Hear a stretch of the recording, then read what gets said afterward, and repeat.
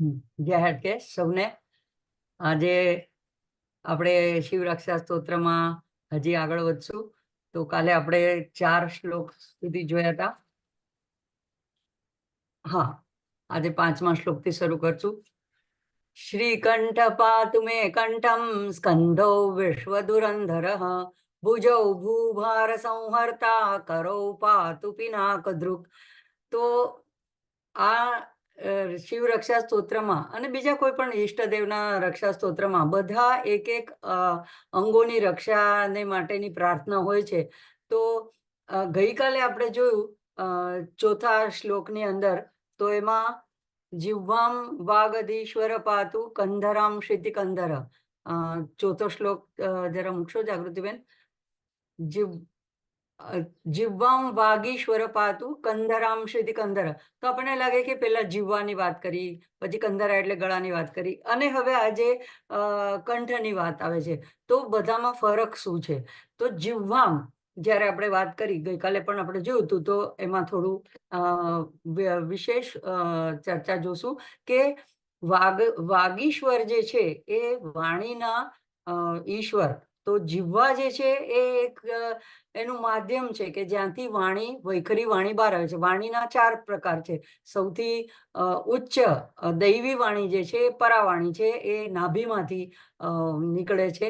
અને જ્યારે એ હૃદયમાં સુધી પહોંચે છે તો ત્યારે એ પશ્યંતી કહેવાય છે. કંઠમાં આવે છે ત્યારે એને મધ્યમાં કહેવાય છે, અને મુખમાંથી બહાર આવે છે તો ત્યારે એને વૈખરી કહેવાય છે. તો અહીંયા જે જીવવામ વાગીશ્વર પાતુ કે છે પ્રાર્થના કરવામાં આવી છે, એ સૌથી પહેલી જે આપણે વ્યવહારની બોલચાલની જે વાણી બોલીએ છીએ, કોઈને કાંઈ ઇન્સ્ટ્રક્શન આપીએ છીએ, સામાન્ય આપણે જીવન વ્યવહાર ચલાવવા માટે સવારથી સાંજે આપણે કાંઈ ને કાંઈ વાણીનો ઉપયોગ કરવો પડે છે. એ વાણીની કૃપા અથવા વરદાન ફક્ત આપણને માનવીને આપ્યું છે. બીજા પશુ પક્ષીઓ પણ અનેક જાતના અવાજ કરે છે, પણ એ લોકોની પાસે રીતસરની બુદ્ધિ પ્રેરિત એવી વાણી, વિચારપૂર્વકની એવી વાણી નથી હોતી. તો આ જે વાક શક્તિ આપણને મળી છે, એટલે વાગીશ્વરને શું પ્રાર્થના છે કે મને મારી વૈખરી વાણી જે બહાર આવે છે બીજાને સાંભળી શકાય એવી, એ એવી ન હોય કે એમાં કટુ વચન હોય, એમાં કોઈને માટે ખરાબ બદદુઆ હોય, એને માટે કોઈ અથવા તો ખોટું બોલવું, પોતાને કોઈક વસ્તુ માટે, લાભ માટે, સ્વાર્થ માટે, બચાવી લેવા માટે, કોઈ પોતાના કાર્યને છુપાવવા માટે, કોઈની નિંદા કરવી, બકબક કરવી, નકામી સંભાષણ કરવું, ભ્રમિત કરનારી વાણી. એટલે કોઈને એવું કોઈ પોતાના ભાવથી કઈ પૂજાપાઠ કરતું હોય ને એટલું પોતાનું આપણે એમ કહે કે અરે આ ભગવાનને આ ફૂલ ચડાવો છો, તમે ઉપવાસ આ રીતે કરો છો, ઉપવાસમાં આ ખાઓ છો, આમ નથી કરતા, પૂજા આમ કરો છો, આમ નથી કરતા, આમાં તો આમ કરવું જોઈએ, અરે આજે નથી એકાદશી, કાલે છે. આ કોઈ પણ રીતની કઈ બીજાને ધર્મની અંગે કે કોઈ વ્યવહારને અંગે ભ્રમિત કરનારી વાણી. તો એવી વાણી, અથવા તો અધર્મયુક્ત વાણી એટલે કે શાસ્ત્રોની નિંદા કરતી વાણી, અથવા તો શાસ્ત્ર વિરુદ્ધ વાણી, તો પોતાના કંઈક લૌકિક સ્વાર્થ માટે એવી જે વાણી હોય, એ વૈખરી વાણીથી, હે પ્રભુ, એવી મારી જીવવા પરથી એવી વાણી મારી બહાર ના આવે, વૈખરી વાણી બનીને, એનાથી મને બચાવજો. તો અહીંયા સૌથી પહેલી જે મુખરિત થઈને બહાર આવેલી વાણી માટે વાગીશ્વરને પ્રાર્થના છે. એને બદલે કેવી વાણી મને આપજો. તો આપણે એને માટે એમ પ્રાર્થના કરશે કે ભગવાન, મારા મુખેથી હંમેશા તમારું નામ સ્મરણ થાય, તમારું ભજન થાય, એવી જ જ્યાં જે હું બોલું, તો જેમ શંકરાચાર્ય કહે છે કે હું જે પણ વાણી બોલું એ સ્તોત્ર, તમારે સ્તોત્ર રૂપ બની જાય. તો એવી મને વાણી આપજો. એટલા માટે થઈને જીવવાની, કારણ કે જીભ એ એનું યંત્ર, સાધન છે કે જેના દ્વારા વાણી બહાર પ્રગટ થાય. હવે કંધરામ, તો હવે આપણે તો નથી બોલતા, ચલો એવી વાણી આપણે કદાચ પોતાની જાતને અટકાવી લઈએ છીએ. તો એ જે બીજાએ આપણને એવી આપણી નિંદા કરી હોય, આપણને કટુ વાણી કીધી હોય, આપણું અપમાન કર્યું હોય, તો એવી જે આપણને વાત આપણા સુધી આવી હોય, એને આપણે કંઠમાં જ ધારણ કરીને રાખીએ. કાલે આપણે જેમ વાત કરી, જીરવી જઈએ. તો જેમ ભગવાન નીલકંઠ છે, શીતિકંધર એટલે નીલકંઠ છે, જેણે હલાહલને પોતાના કંઠમાં ધારણ નથી, બહાર ઓકી નાખ્યું કે નથી એમણે એને અંદર જવા દીધું. તો એ રીતે મારા કંઠની એવી રીતે, એટલે અહીંયા કંધરા ગળાને કહેવામાં આવે છે, એટલે મારા ગળામાં, કારણ કે ગળામાં નીલકંઠ કહેવાય છે, તો એની રક્ષા કરજો. હવે આજના શ્લોક પર વળીએ, 5 નંબર પર. તો એમાં શ્રીકંઠ, તો શ્રીકંઠ એટલે કે શ્રી એટલે કે સરસ્વતી જેના કંઠમાં વાસ કરે છે, એટલે માના અનેક રૂપ છે, તો શ્રી એ પણ એક માનું જ રૂપ છે. તો જે અર્ધનારીશ્વર સ્વરૂપ આપણે જોયું, તો એમાં ઉમા મહેશ્વર એક સાથે સંલગ્ન છે, અર્ધા અંગમાં ભગવાનમાં આદ્યશક્તિ છે. તો એ જે એમના કંઠમાં વસેલી છે, એવા જે શંકર જેને શ્રીકંઠ કહેવાય છે, એ પાતું, એ મારી રક્ષા કરે કંઠની. તો અહીંયા જે છે આ કંઠની જે વાત છે એ હવે મધ્યમા વાણીની વાત છે. મધ્યમા વાણી અહીંયા એના કરતા વૈખરી વાણી કરતા જરાક હાયર, ઉચ્ચ સ્તરની વાણી છે.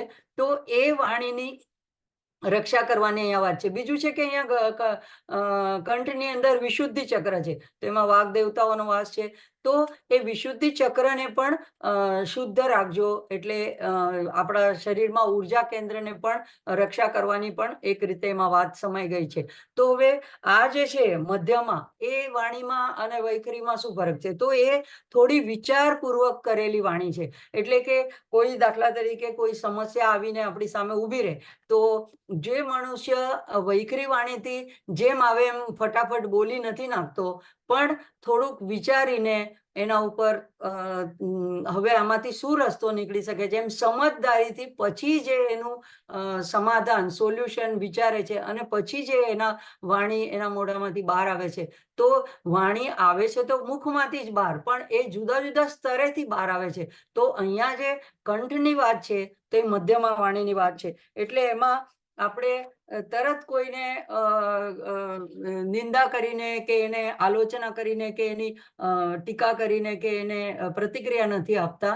જો આપણે મધ્યમા વાણીથી ના લેવલથી આપણે વાત કરતા હોઈએ, તો એ થોડાક સમજદારીથી બોલતા હોય. પણ આમાં પણ એક થોડી અશુદ્ધિ રહી જાય છે. કઈ કે લોકો, એ બુદ્ધિ બે પ્રકારની છે. તો ચાલાકી ભરેલી બુદ્ધિ પણ હોય, કે જે મુત્સદ્દીગીરી પણ કહેવાય. તો એને પોતાની જાતને બચાવવા માટે, તો એમાં દ્વેષ કદાચ ન હોય, પણ પોતાનો કંઈક લાભ, પોતાનો સ્વાર્થ હોય. તો એવા લોકો એવી ચાલાકી ભરેલી વાણીથી પણ બોલતા હોય છે. તો એ લોકો ગમે તે બોલી નથી નાખતા, પણ છતાં પણ એ લોકોને જો આ મધ્યમા વાણી પણ જો અશુદ્ધ હોય, એની જો આપણે રક્ષા ભગવાને ન કરી હોય, આપણે એની પ્રાર્થના ન કરી હોય, તો આપણે ક્યારેક એના પણ લોભ લાલચમાં આવી જઈએ છીએ. ક્યારેક એવા દ્વિઅર્થથી કહીએ, અથવા તો એવું આપણું એમાં કંઈક હિત સમાયેલું હોય, એટલા માટે આપણે અમુક રીતની વાત કરતા હોઈએ. તો અહીંયા હજી અમૂર્ત છે, વિચારરૂપ છે, તો એ વાણી હજી પ્રગટ નથી થઈ. તો ત્યાંથી જ એને રોકી લેવાની છે. અને એવી વાણીને રોકી લેવા માટે, એવા વિશુદ્ધિ ચક્રને શુદ્ધ કરવા માટે અહીંયા ભગવાનને પ્રાર્થના છે કે હું એવો સ્વાર્થી, એવો હું ચાલાકી, હોશિયારી ભરેલો એવો હું ન બનું. એટલે હે શ્રીકંઠ, તમે શ્રી, શુભ, કલ્યાણ અને સૌભાગ્ય, એટલે કે માંગલ્યના પ્રતીક એવી તમે કંઠમાં ધારણ કરેલી છે સરસ્વતીને. તો એવી સરસ્વતી મારા કંઠની રક્ષા કરે. હવે આવે છે સ્કંધૌ વિશ્વ ધુરંધર. તો આ શ્રીકંઠ પાતુની સાથેની હજી જે બીજી બે વાણી છે, કે પશ્યંતી અને પરા, એ જ્યારે એના વિશે આવશે ત્યારે આપણે એની ચર્ચા આગળ લઈ લેશું. અહીંયા હવે ખભા, કંઠથી પછી જેમ શરીરના એક એક અંગ પછી ક્રમવાર રક્ષા કરવાની પ્રાર્થના કરવામાં આવે છે, તો હવે કંઠ પછી આવે છે ખભાઓ.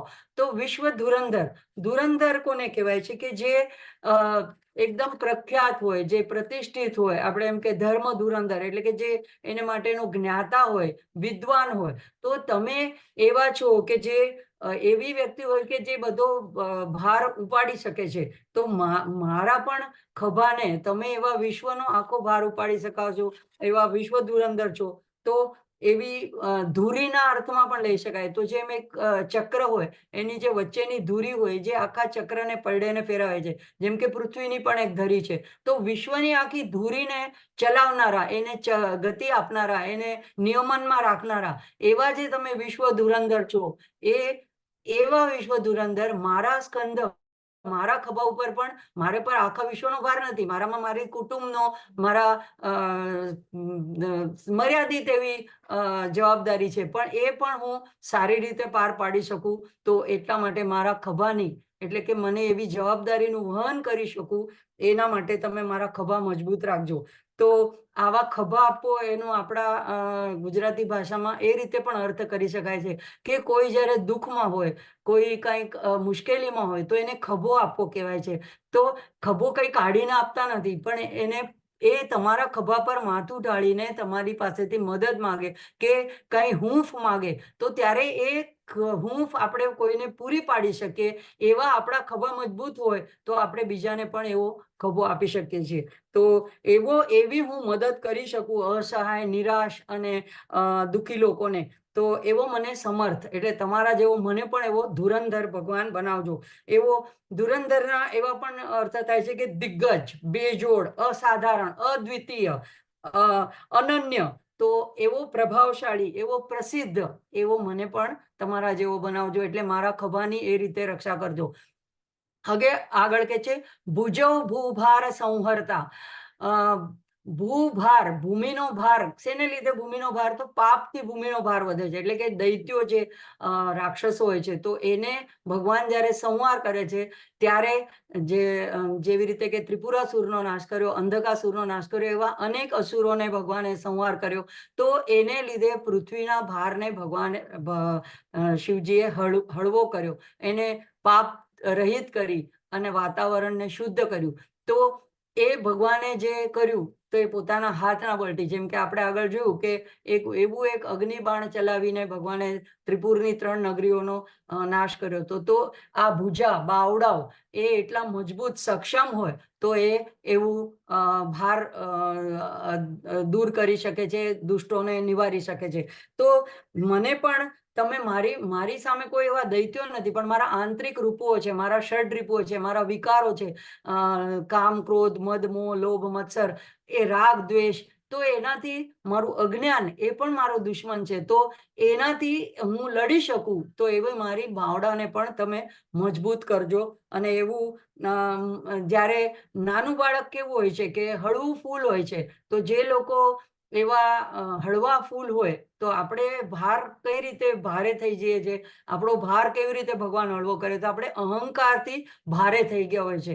તો એ અહંકારનો ભાર પણ મારા પરથી દૂર કર્યો. જેમ પૃથ્વીમાંથી એ દૂર કર્યો, એમાં મારું શરીર પણ એક પૃથ્વીથી બનેલું, જળ તત્વથી બનેલું છે. તેમાં અહંકાર રૂપી ભારથી ભરેલું છે. તો એનો પણ ભાર તમે અહંકારને દૂર કરીને દૂર કરજો, કારણ કે તમે ભૂભાર સંવરતા છો. કરૌ પાતું પિનાકદ્રુક. તો હાથને, હે પ્રભુ, પિનાકદ્રુક, તમે તમારા હાથમાં પિનાકને ધારણ કર્યું છે. તો પિનાક શબ્દનો અર્થ થાય છે કે અત્યંત કઠિન, દુષ્કર. આપણે જાણીએ છીએ રામાયણમાં કે એવું ભારે, વજનદાર, અને કે જે કોઈનાથી પ્રત્યંચા ચડાવવાની તો બહુ દૂરની વાત, એને ઉપાડી શકાય એવું જ એ પિનાક ધનુષ નહોતું. તો એ પિનાક શબ્દનો અર્થ એવો કઠિન, દુષ્કર એવો થાય છે. તો જે રામ તો અવતારી પુરુષ હતા, એટલે એક રીતે ઈશ્વરનો જ ઈશ્વરે જ ઈશ્વરની લીલા કરવાની હતી, કારણ કે એમને આદ્યશક્તિ સાથે વિવાહ કરવાનો હતો. એટલે એમના દ્વારા એને પ્રત્યંચા ચડાવતી વખતે એ પિનાક તૂટી જાય છે. તો અહીંયા એવા પિનાક ધારીને કે તમે એવું દુષ્કર, અસંભવ કૃત્ય કરનારા છો, તો મારા હાથે પણ એવા કોઈ કઠિન પરિસ્થિતિ આવે, કોઈ કઠિન કાર્ય કરવાનું મારા જીવનમાં આવે, કોઈ દુષ્કર કાર્ય આવે, તો એ સિદ્ધ હું કરી શકું, એવું તમે મને રક્ષા કરો, મારા કરની, મારા હાથોની. આગળ ભુજાઓની વાત છે, પછી કોણી પછીના જે હાથ, એને કહેવાય કરૌ. તો એ કરૌની તમે રક્ષા કરજો પ્રભુ. અને પિનાકધારી એટલે એટલા માટે ભગવાનનું એક નામ પિનાકી એવું પણ છે. પિનાક ધ્રુક પણ છે, પિનાકને ધારણ કરનારા, અને પિનાકી એવું પણ એક ભગવાનનું નામ છે. હવે આગળ આવે છે 6ઠ્ઠા શ્લોકમાં. હૃદયં શંકર પાતુ જઠરં ગિરિજાપતિઃ નાભિં મૃત્યુંજય પાતુ કટિમ વ્યાઘ્રાજિનાંબરઃ. તો હૃદયં શંકર પાતુ. હવે અહીંયા આ હૃદયની વાત જે આવી, તો હૃદય એટલે અનાહત ચક્રને પણ દર્શાવે છે, અને પશ્યંતી વાણીનું પણ સ્થાન છે. તો મધ્યમાં વાણીથી પછી હાયર, એનાથી પણ ઉચ્ચ સ્તરની વાણી જે છે એ પશ્યંતી વાણી છે. પશ્યંતી વાણી એટલે કે જ્યાં દ્રષ્ટાઓ, મુનિઓ, ઋષિઓ જે વાણીનો આશ્રય લે છે અને પરા જે નાભીમાંથી પ્રગટતી વાણીને જોવે છે, તો એ પશ્યંતી વાણી એ હૃદયમાં એનું ધ્યાન કરે છે, હૃદયમાં ભગવાનનું ધ્યાન કરે છે ત્યારે.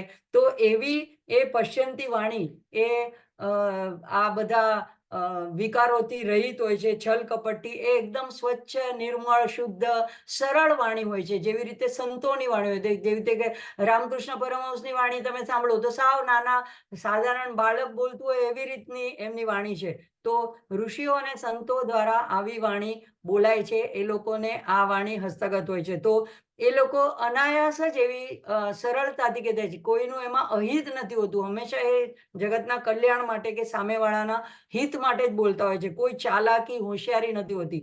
તો જે બીજું આપણે એવી રીતે ઘણીવાર એવા સાવ સાદા ભોળા લોકો, ગામડાના લોકો, એટલે ગામડાના બધા લોકો એમ મારો કહેવાનો મતલબ નથી, પણ જે લોકોને પોતાના જ્ઞાનનું કે વિદ્વત્તાનું અભિમાન નથી, એવા સરળ લોકો એને આપણે મળીએ તો એની વાણી એટલી બધી સીધી, સરળ હોય છે. કોઈ એમાં દ્વિઅર્થ, ક્રુકેડ કે કોઈ વ્યંગ, કટાક્ષ એવું નથી હોતું. તો એ લોકો એકદમ નિશ્ચલ ભાવથી, એકદમ છલ કપટ રહિત તમને કાંઈ પૂછો તો તમને જવાબ આપી દે. એવી રીતે નાનું બાળક હોય છે, એને કાંઈ પૂછો તો એ પણ એકદમ સરળતાથી બધા જવાબ આપી દે છે. તો એ જે વાણી છે એવી મારી હૃદયની સરળતા રહે. એટલે કે એવા મારું જે અહીંયા અનાહત ચક્ર છે એવું તમે શુદ્ધ કરજો, એની રક્ષા કરજો, કે એમાં કોઈ છળ કપટ ના આવી જાય, અને હું કોઈ એવી બીજાને દુઃખ થાય એવી વાણી ત્યાંથી ન પ્રગટે, કે જે પછી અહીંયા મધ્યમાં આવતા સુધીમાં ચાલાકી ભરેલી થાય,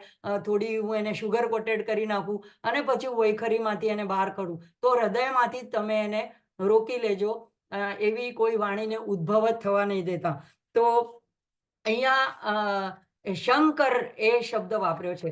શમ કરોતી. શમ એટલે કલ્યાણ કરનારા. કારણ કે તમારું નામ એવું છે કે તમે કલ્યાણ કરનારા છો. તમે બધાને સુખ, શાંતિ આપનારા છો. શાંત સ્વભાવના છો, એટલે શમ.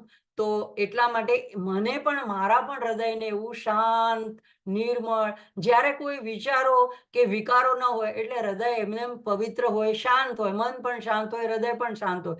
તો એવું મારું ઉત્પાત વગરનું એવું હૃદય ભગવાન તમે એને રક્ષજો, એને એવું રાખજો. એટલે શંકરના નામથી ભગવાનને પ્રાર્થના છે. આ ભગવાનના નામથી પ્રાર્થના છે. જઠરમ ગિરિજાપતિ. જઠરમ મારા પેટની, તો એની રક્ષા તમે ગિરિજાપતિ નામથી કહેવાય છે. હવે જઠર એટલે પેટ. તો પેટ શું કરે છે? આપણને ભૂખ લાગે તો આપણે એમ કે પેટમાં ઉંદરડા દોડે છે, અથવા તો આમ પેટને બતાવીને કે મને ભૂખ લાગી છે. તો ભૂખ લાગવી એ, અથવા તો ભૂખ જગાડવી એ, કારણ કે ત્યાં એક જઠરાગ્નિ પણ છે, તો એ જઠરનું કાર્ય છે. અને આપણે જે ખાઈએ છીએ ભોજન, એને પાચન કરવાનું એ પણ કામ જઠરનું છે. તો એ જઠરની કઈ રીતે ગિરિજાપતિ રક્ષા કરવાની છે? તો ગિરિજા આપણને ખબર છે કે સતીના દેહ દહન પછી માતાએ હિમવતી અને મૈનાના તપને ફળ સ્વરૂપે એમને ત્યાં પાર્વતી રૂપે માએ જન્મ લીધો. અને પછી એ ગિરિજા એટલે કે પર્વતની પુત્રી, એણે ભગવાન શંકરને મેળવવા માટે કઠિનમાં કઠિન તપશ્ચર્યા કરી. અપર્ણા કહેવાય છે. પર્ણ પણ ખાવાના છોડી દીધા, બધું ખાવાનું છોડી દીધું. તો જે ભૂખ આપણને સહજ વસ્તુ છે, પ્રાણનો આધાર છે, એને એમણે જીતી લીધી. અને એમને ભૂખ કઈ લગાડી? તો ભગવાનને મેળવવાની, ભક્તિની ભૂખ, પ્રેમની ભૂખ, ઈશ્વરની પ્રાપ્તિની ભૂખ. તો અહીંયા આપણે એ જઠરના દ્વારા એ જ ભગવાનને પ્રાર્થના છે કે મને આવી ભૌતિક વસ્તુઓની ભૂખ ના લાગે, એની કામ વાસનાની એવી ભૂખમાં હું અટવાઈ ન જાઉં, એવી ભોગોની ભૂખથી મને દૂર રાખજો, પણ મને તમારી ભક્તિની ભૂખ જગાડો. અમારા માનું એવું ભજન છે, ભક્તિની ભૂખ જગાડો બાબા, અંબાને રીઝાઓ.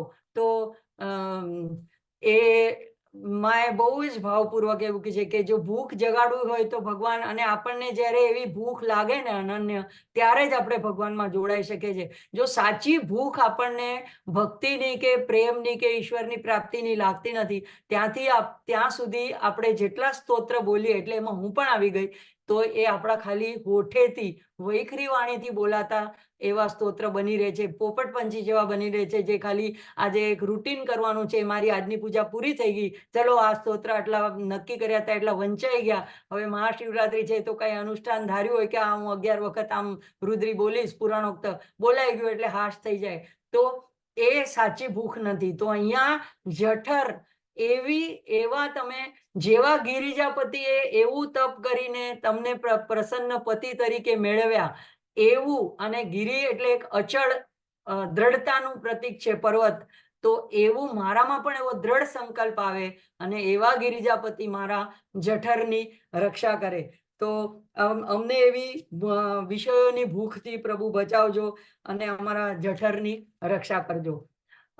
જો એવું ક્યાંય મેં આ વાંચ્યું નથી કે આમાં ક્યાંય આવો અર્થ આવે છે, મને જેવો સૂઝ્યો એવો હું આપની સાથે શેર કરું છું. તમને આનાથી બીજા વધારે પ્રેરણા મળીને સારા અનેક અર્થો પણ મળી શકે છે અને ઉદ્ભવી શકે છે, તો તમે પણ મારી સાથે શેર કરી શકો છો.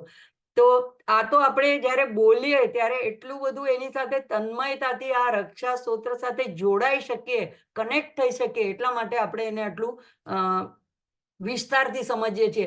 બાકી સીધે સીધું તો કહી શકાય, જઠરમ એટલે પેટની રક્ષા કરો, પણ શું કામ પેટની રક્ષા કરવાની? તો એ આપણે સમજવું જોઈએ કે પેટ શેનું પ્રતીક છે, શું છે પેટ. અને બીજું કે ભગવાન, હું આટલું જ્યારે તમારી પ્રાર્થના કરું છું, તમને બધી રક્ષા કરવાની પ્રાર્થના કરું છું, તો તમે મને જે પણ જ્ઞાન આપો, આપણે ખાઈએ છીએ તો ખાલી ખોરાક લઈએ છીએ ને, બધી ઇન્દ્રિયો દ્વારા આપણે અંદર ગ્રહણ કરીએ છીએ બધી સંવેદનાઓને.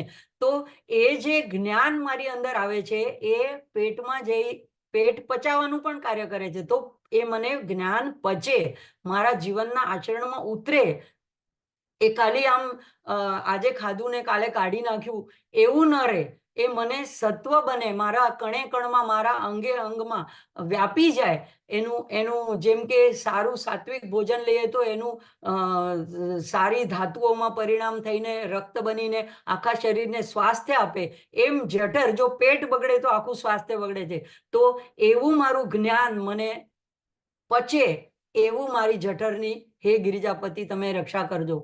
નાભી મૃત્યુંજય પાતું. નાભી આપણે એવી આપણી શરીરની અંદરની એક કેન્દ્ર છે કે જ્યાંથી આપણે આપણી મૂળ સાથે, આપણી માતા સાથે આપણે જોડાયેલા હતા અને ત્યાંથી આપણે છૂટા પડ્યા. નાભી બીજું કે પરાવાણીનું પણ કેન્દ્ર છે. તો આ પરાવાણી કેવી છે? તો પરાવાણી જે છે એ ઈશ્વર અવતાર દ્વારા જે કહેવાયેલી વાણી કહી શકાય, એટલે ડાયરેક્ટ ભગવાન પાસેથી આવેલી દૈવી વાણી. તો એવી પરાવાણી જે છે એ મારામાં પણ દરેક જન્મમાં આ વાણી છે જ, કારણ કે આપણી અંદર કુંડલીની શક્તિ રૂપે માં બિરાજમાન જ છે અને માં તો અધિષ્ઠાત્રી જ છે. તો એવી આ વાણી ક્યારે પ્રગટ થાય? તો જ્યારે માણસ મૌન થઈ જાય, શૂન્યમાં વયા જાય, નિર્વિચાર થઈ જાય, નિર્વિકલ્પ થઈ જાય, તો ભગવાન તમે જેવા છો એવા તમે મૃત્યુંજય છો. અત્યારે આપણને મૃત્યુનો પણ ભય છે, દરેક વસ્તુનો ભય છે. તો એવો ભય જ્યારે નીકળી જાય, ક્યારે નીકળી જાય? જ્યારે આપણે ઈશ્વરમાં પૂરેપૂરી શ્રદ્ધા હોય, જ્યારે આપણે ઈશ્વરના ધ્યાનમાં ડૂબેલા હોય કે હું એનું યંત્ર છું, એ મને ચલાવે છે તો હું ચાલુ છું, એની મરજી પ્રમાણે થાય છે. તો ત્યારે એવા જે સત્યનિષ્ઠ લોકો હોય, સંતો, ઋષિઓ, મહર્ષિઓ, જે સંયમી હોય, જેનો સંકલ્પ દ્રઢ હોય, જે ધ્યાનનો અભ્યાસ કરતા હોય અને એવો સતત જે એમાં રત રહેતા હોય અને વધારે પડતા સમય એ લોકો મૌન રહેતા હોય અને સાક્ષી ભાવમાં રહેતા હોય, તો દ્રષ્ટા બનીને આ જગતને જોતા હોય. જેમ કે તુકારામનું એક ભજન આવે છે, "તુકા મણે ઉગી રહાવે, જે હોઈલ તે પહાવે." એટલે કે ઉગી એટલે ચૂપ રહેવું, મૌન રહેવું. જે થાય એ ભગવાનની મરજીથી થઈ રહ્યું છે, જોયા કરવું, એનો આસ્વાદ લીધા કરવાનો. તો અહીંયા બધી વાતમાં દરેક વાતમાં રિએક્શન આપવાની, પ્રતિક્રિયા આપવાની, એનાલિસિસ કરવાની એવી જરૂર હોતી નથી. પણ છતાં આપણે આપણા વિકારોને વશ થઈને, સ્વભાવને વશ થઈને એવું કરતા હોય છે. તો અહીંયા નાભીમાં આવી વાણી પ્રગટ થાય, પરાવાણી, એ ઋષિમુનિઓને તપ દ્વારા જ સિદ્ધ થાય છે. અને એટલે માટે વાણીની મૌન, એટલે કે આપણે ઘણા લોકો અમાસને દિવસે મૌન રાખે છે, ઘણા મૌની અમાવસ્યાને દિવસે મૌન રાખે છે, ઘણા એક અઠવાડિયામાં એક દિવસ મૌન રાખે છે.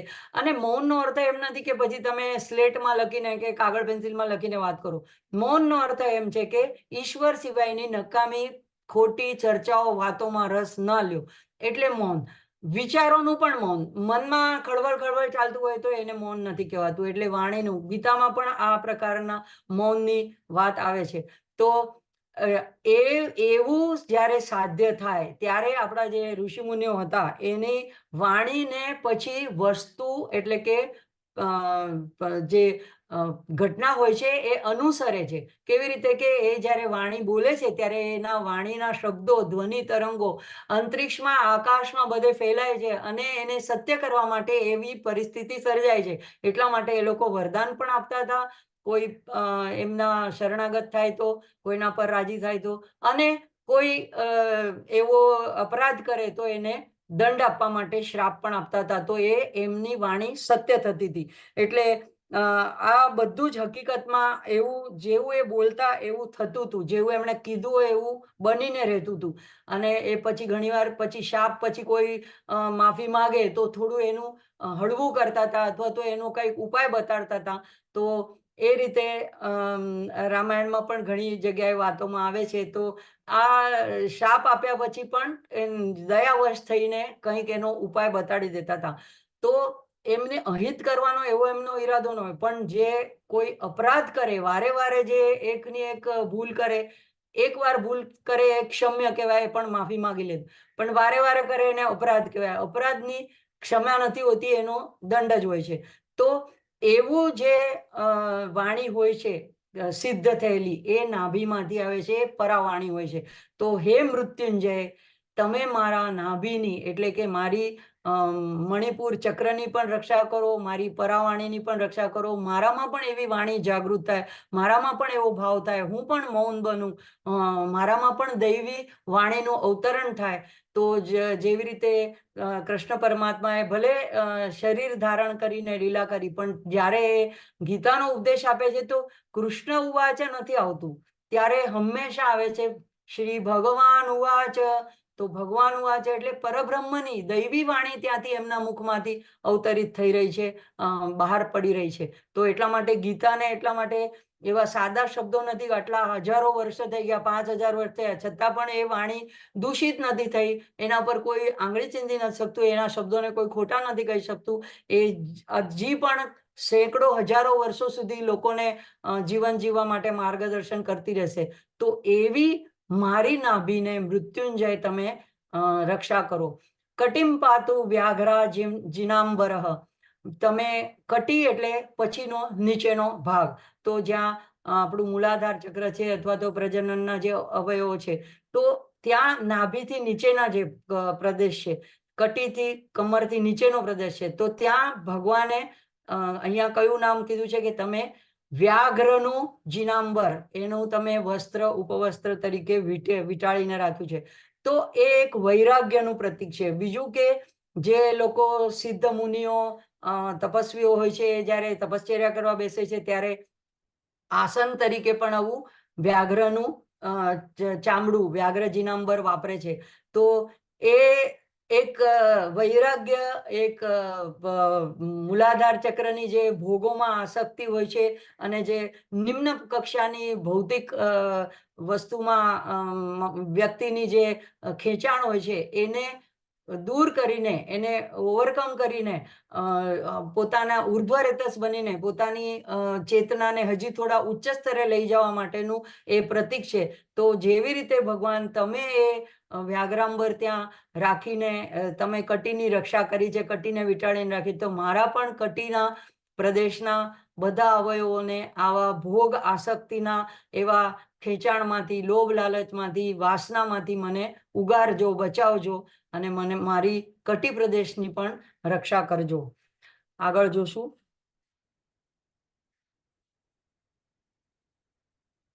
શક્તિની પાતુ દીનાર્ત શરણાગત વત્સલઃ ઉરુ મહેશ્વર પાતુ જાનુની જગદીશ્વર. શક્તિની ઘણી જગ્યાએ જુદી જુદી વ્યાખ્યાઓ આપી છે, પણ મેં જે વ્યાખ્યા જોઈ એમાં હાડકાઓ, આખા શરીરના હાડકાઓને શક્તિની કહેવાય છે.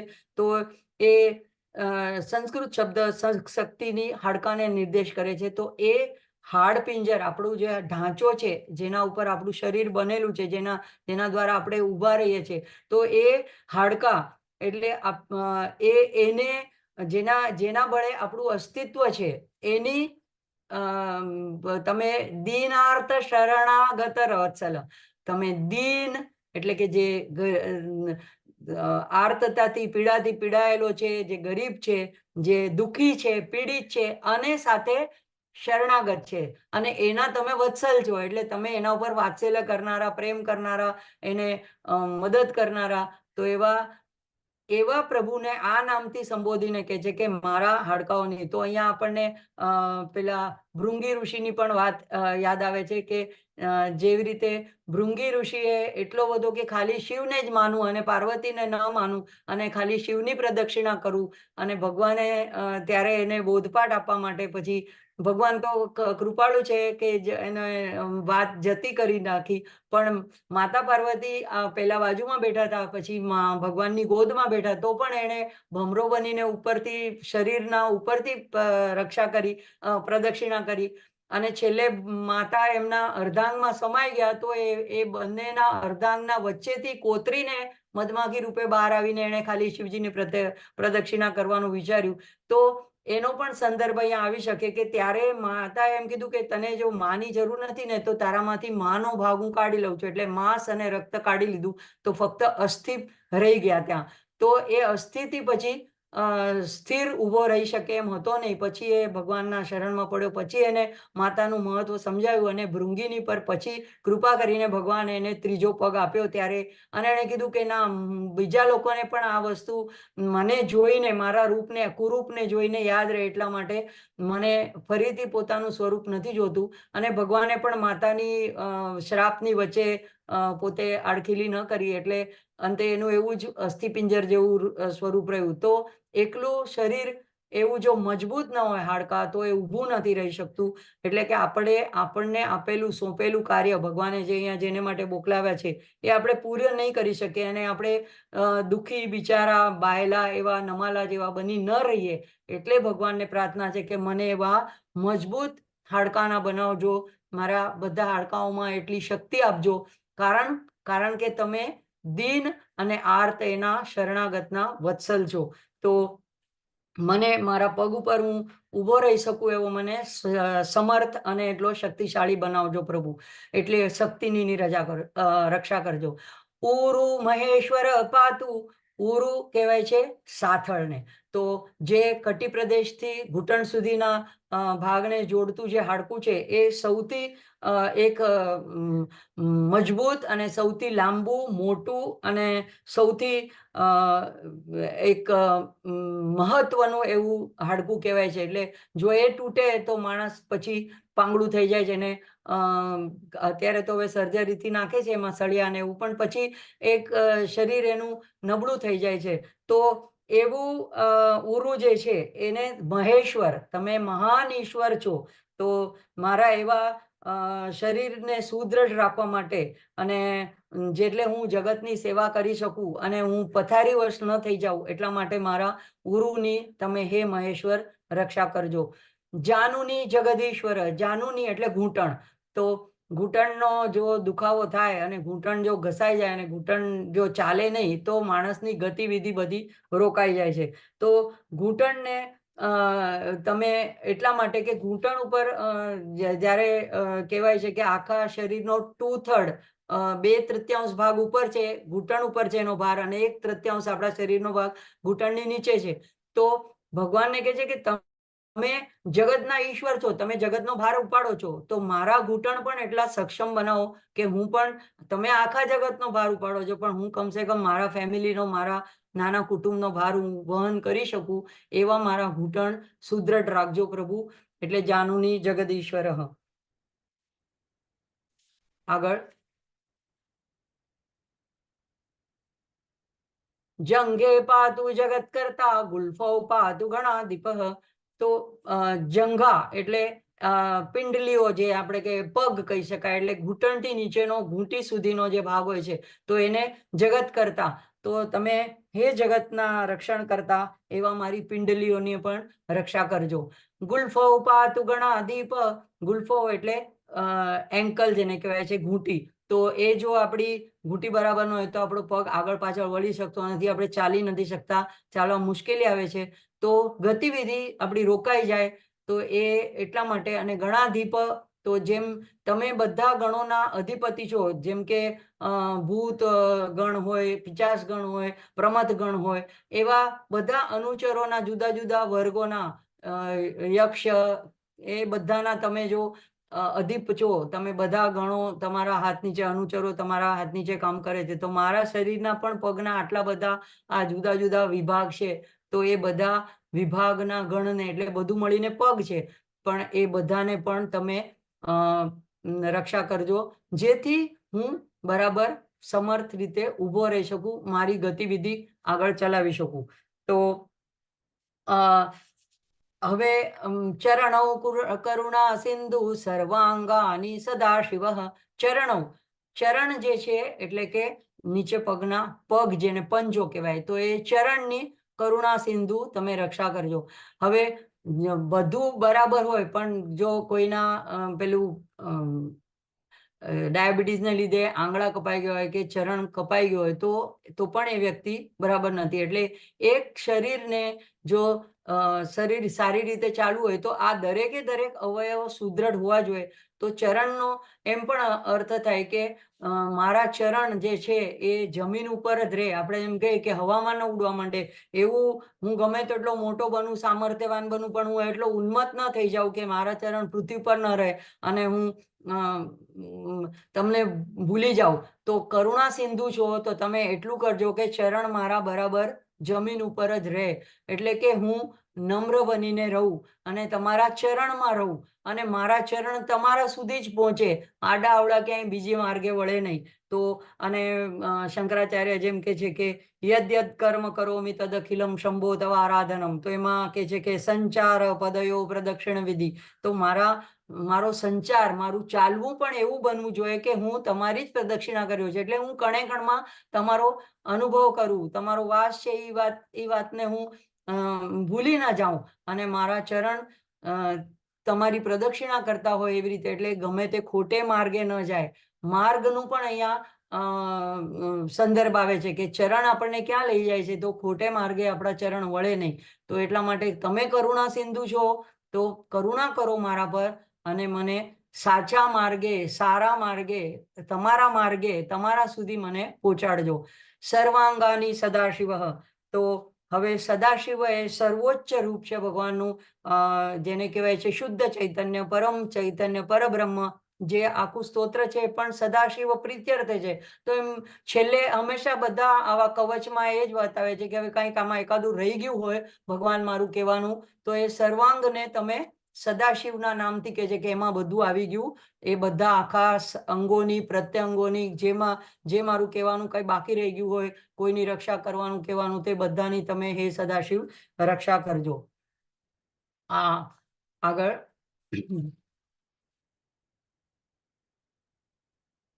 એતામ શિવ બલોપેતામ રક્ષામ્ય સુકૃતિ પઠેત स भुक्त्वा सकलान् कामान् शिव सायुज्यमाप्नुयात्.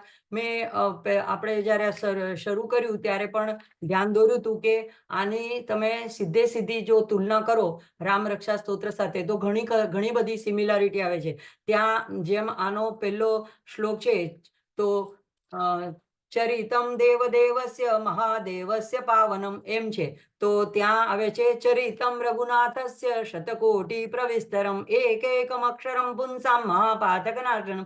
તો ત્યાં પણ ચરિત્રની મહિમા ભગવાન શિવજી કહે છે રામના ચરિત્ર વિશે, અને અહીંયા નારાયણ કહે છે શિવના ચરિત્ર વિશે. તો બંનેમાં કોઈ દિવસ ભેદ કરવો નહીં.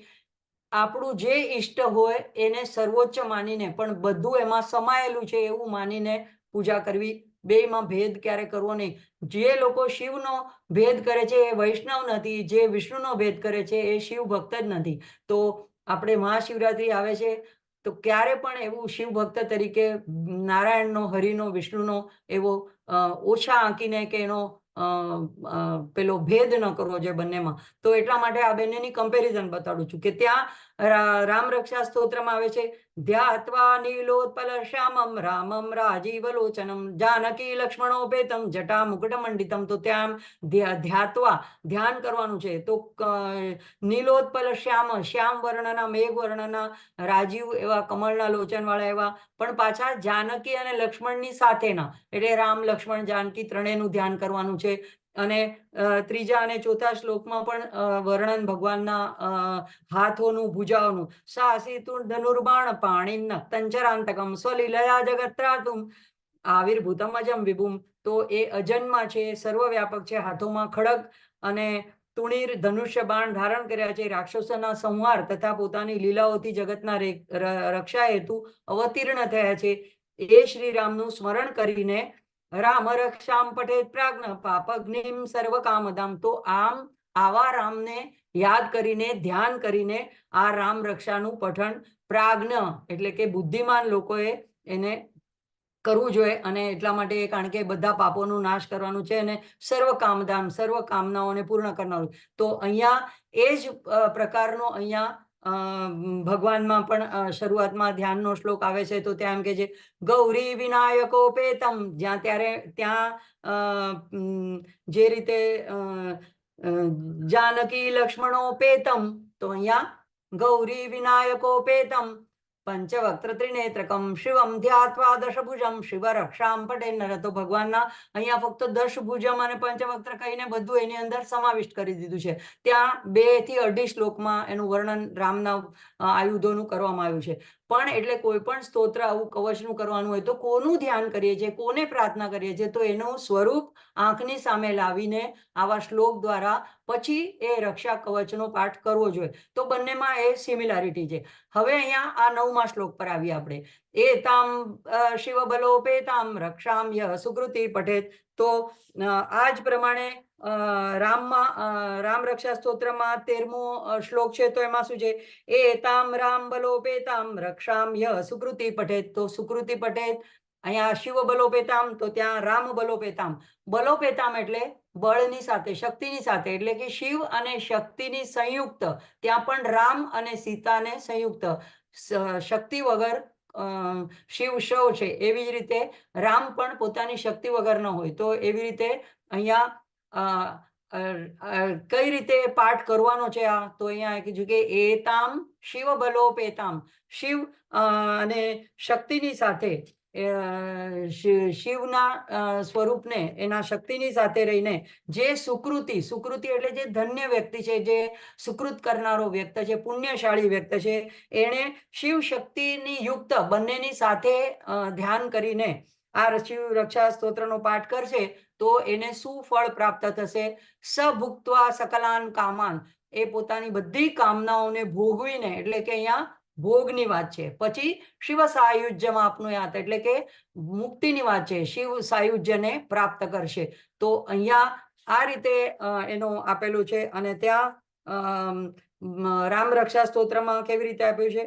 રામ રામેતિ રામેતિ રામભદ્રેતિ રામચંદ્રેતિ વા સ્મરણ નરો ન લિપ્યતે પાપેર ભુક્તિમ મુક્તિં ચ વિંદતિ. તો ત્યાં પણ એ જ છે કે જે પાઠ કરશે, એતામ રામ બોલો પેતામ કરીને જે પાઠ કરશે એને ભુક્તિમ મુક્તિં ચ વિંદતિ, ભુક્તિ અને મુક્તિ બંને પ્રાપ્ત થશે. તો બંનેમાં સિમિલારિટી છે, એટલે ક્યાંય ભેદ નથી, એ મારો ખાસ પોઈન્ટ સ્ટ્રેસ કરવાનો છે. આગળનો શ્લોક જોશું.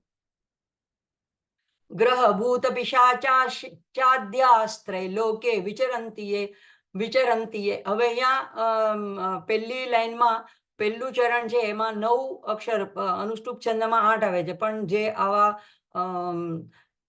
અતિ મહાન એવા મહર્ષિ હોય છે એમને, જેવી રીતે કે ગીતામાં પણ એક શબ્દ આવે છે પુરુષમ કરીને શ્લોક આવે છે 6માં કે એવા અધ્યાયમાં.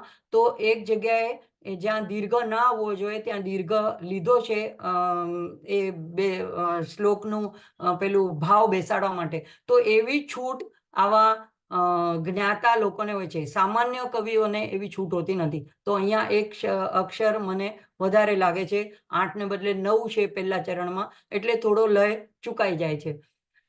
સ્ત્રૈલોક્યે વિચરંતીએ દૂરાદાશુ પલાયંતે શિવનામાભિરક્ષણાંત. એટલે અહીંયા કે છે કે કોઈ ગ્રહની બાધા થઈ હોય, કોઈ ભૂત બાધા થઈ હોય, કે પિશાચ બાધા થઈ હોય, અને એવા લોકો કે જે ત્રૈલોક્યમાં એટલે સ્વર્ગ મૃત્યુ પાતાળમાં આવા અતૃપ્ત જીવો અથવા એવા આત્માઓ જે વિચરણ કરતા હોય છે, અને એ ઘણાને કોઈ છે કોઈને ભૂત બાધા વળગ્યું, કોઈને કાંઈ પિશાચ બાધા વળગ્યું, તો એ પોતે એ વ્યક્તિના વાયુ રૂપે હોય છે, શરીરમાં પ્રવેશીને જે એવા નબળા મનોબળના હોય અથવા અશુદ્ધ હોય એવા લોકોને જે લોકો પોતાનું ટાર્ગેટ બનાવે છે અને એના દ્વારા પોતાના કોઈ કાર્ય કરાવે છે, અથવા તો એને પીડે છે, અથવા તો કોઈ એવા પિતૃ અતૃપ્ત હોય તો એના પછીની પેઢીમાં આ રીતે બાધા કરે છે.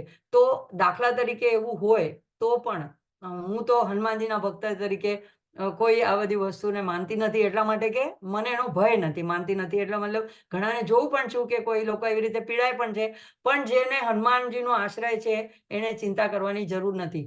તો ગ્રહપૂત પિશાચાદ્યા એવા બધાને અહીંયા દૂરાદાશુ, એ લોકો ક્યાંય ના ક્યાંય દૂર પલાયન કરી જાય છે, ભાગી જાય છે, એ લોકો ત્યાં રહેતા નથી. કઈ રીતે? તો શિવના નામ, આપણે આટલા બધા જે બધી રક્ષણ કરવા માટે અર્ધેન્દુશેખર, ગંગાધર, જગતપતિ, પુરારતિમુખ, શ્રીકંઠ, વિશ્વધુરંધર, જે બધા નામો લીધા, એ શિવ નામથી જે વ્યક્તિ અભિરક્ષણાર્થ એનું જે કવચ થઈ ગયું છે, જે એનું રક્ષણ થઈ રહ્યું છે, એટલે આવા કોઈ એની નજીક ફરકી શકતા નથી. તો આ જ પ્રમાણેનું રામ રક્ષામાં શું આવે છે? પાતાલ ભૂતલ વ્યોમ ચારિણ છદ્મચારિણ ન દ્રષ્ટુમપી શક્તાસ્તે રક્ષિતમ રામ નામભી. તો ત્યાં પણ આ જ પ્રમાણેનું ફલશ્રુતિ 11મા શ્લોકમાં રામ રક્ષામાં બતાડે છે કે જે લોકો પાતાળ, પૃથ્વી અને આકાશ, એટલે અહીંયા ત્રૈલોક્ય શબ્દ છે, ત્યાં અલગ અલગ કરીને બતાડ્યું છે કે એ લોકો વિચરણ કરે છે, છુપાવે છે, ફર્યા કરે છે. એ રામ નામથી જે સુરક્ષિત મનુષ્ય છે એને બાધા કરવી તો પછીની વાત છે, પણ જોવાને જ સમર્થ નથી, જોવે તો બાધા કરે, એટલે કે એના દ્રશ્યમાં જ આવે એમ નથી. એવી રીતે ત્યાં એનું ફલશ્રુતિ બતાડી છે. તો આગળ જોશું.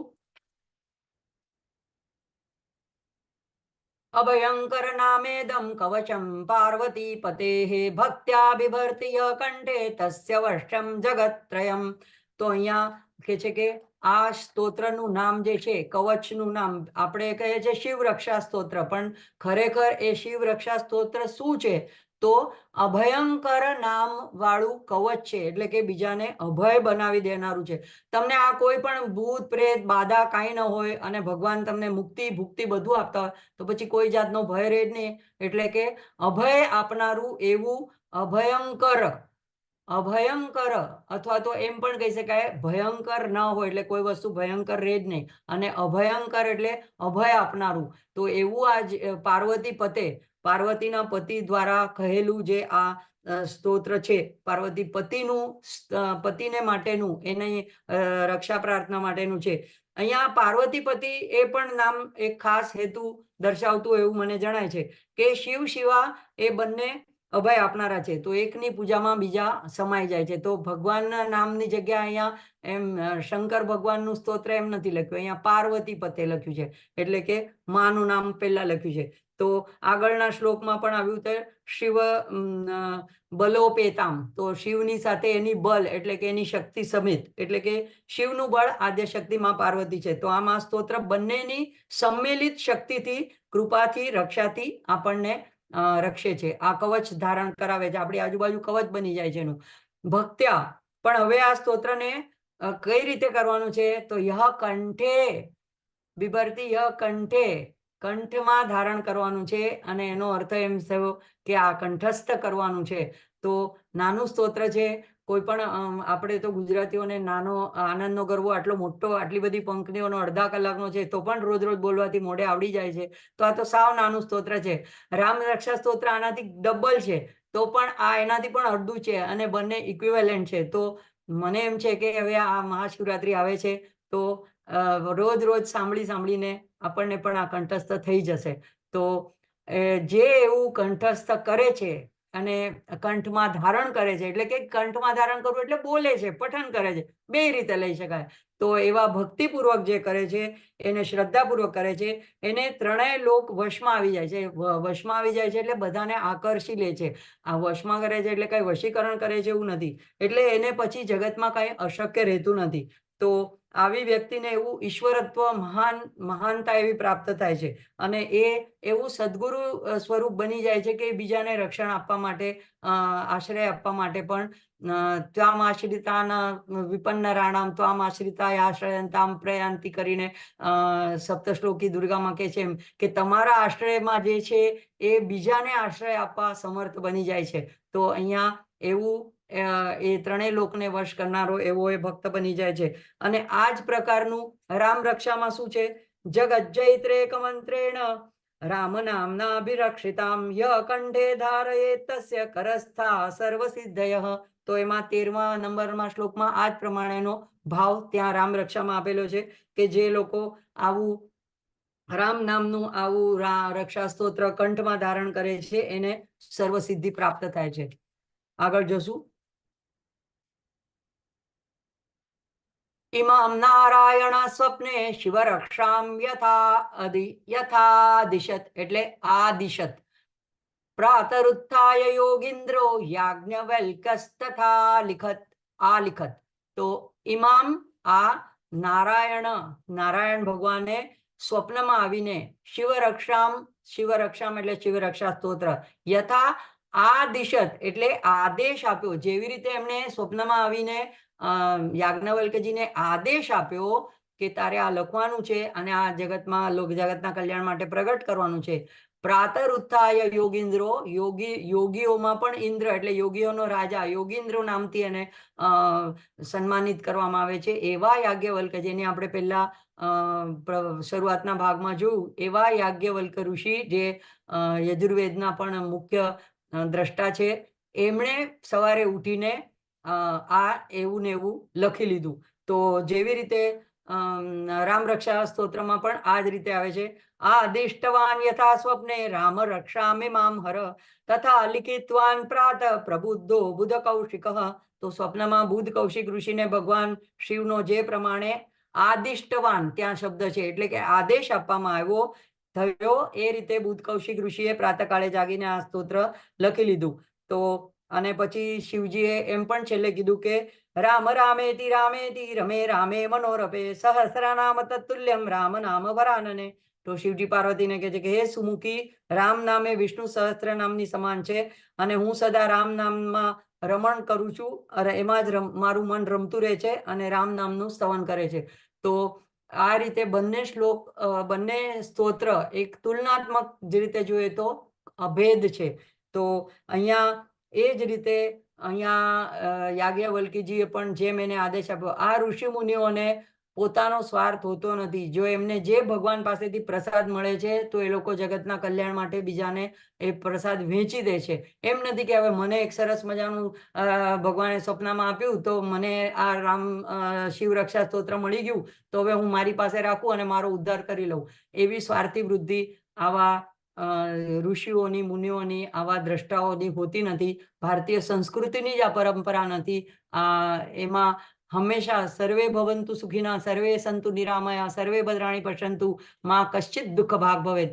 આ આપણો મંત્ર છે અને એટલા માટે આવા ઋષિઓને, જે લોકો આવા સરળ હૃદયના, સ્વચ્છ હૃદયના, નિર્મળ હૃદયના, નિષ્પાપ હૃદયના જે હોય છે, એવાને ભગવાન યંત્ર બનાવીને, તમારા મારા જેવાને સ્વપ્નમાં આવીને કોઈ આવું સ્તોત્ર કોઈ કહેતું નથી ભગવાન આવીને, પણ આવા લોકોને કહીને આપણા ઉદ્ધાર માટે, સામાન્ય જનના ઉદ્ધાર માટે ભગવાન એને આદેશ આપે છે અને એ લોકો આપણા માટે જગતમાં પ્રગટ કરે છે. અને આ ઋષિ મુનિઓનું આપણા પર એટલું ઋણ છે કે આટલા હજારો વર્ષની પરંપરા પછી, વર્ષો પછી, આટલા આપણા દેશમાં થયેલા આક્રમણો પછી પણ મુખોપકત એક ગુરુ દ્વારા ગુરુ શિષ્ય પરંપરા હતી, એને કર્ણોપકર્ણ પદ્ધતિથી આ સ્તોત્ર પ્રિન્ટિંગ ને એ બધું તો હમણાં આવ્યું, તામ્ર ને એ બધું પત્રો પણ પછી આવ્યા, પણ પહેલા તો ગુરુ દીક્ષાથી, ગુરુ મંત્ર દ્વારા અથવા તો ગુરુના આશ્રમમાં રહીને મોઢે કરીને, કંઠસ્થ કરીને આ પછીની પેઢીમાં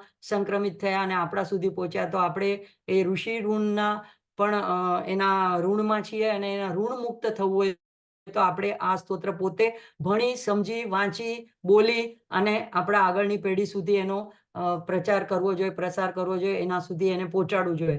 તો ઇતિ શ્રી યાજ્ઞવલ્ક પ્રોક્તમ શિવ રક્ષા સ્તોત્રમ સંપૂર્ણમ. આ સાથે આ સ્તોત્ર અહીંયા પૂરું થાય છે. મારાથી જેટલું બન્યું એટલું મેં એને સમજાવવાની કોશિશ કરી. શ્રી સાંબ સદાશિવના ચરણોમાં આજનો સંવાદ, આજનું આ સત્ર, સત્સંગ અર્પણ કરીને અહીંયા અટકશું.